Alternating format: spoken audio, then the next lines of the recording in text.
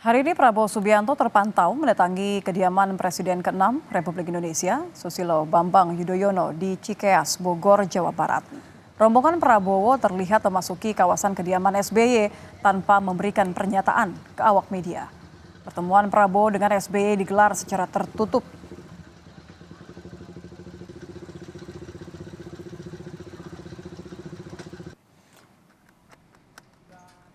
Sebelumnya, Saudara, calon wakil presiden nomor urut 2 Gibran Rakabuming Raka lebih dulu mengunjungi kediaman Prabowo Subianto di Jalan Kertanegara nomor 4 Jakarta. Pertemuan keduanya diduga untuk membahas rencana inisiasi kementerian baru guna mengakomodir program makan siang gratis. Namun ketika dikonfirmasi awak media, Gibran tidak menjawab tujuan kedatangannya saat itu. Tunggu nantilah ya. Tapi Mas, ada perkataan bahwa akan ada dibuat kementerian khusus untuk itu, benar nggak Mas? Sedikit bocoran Mas. Ya nanti aja ya.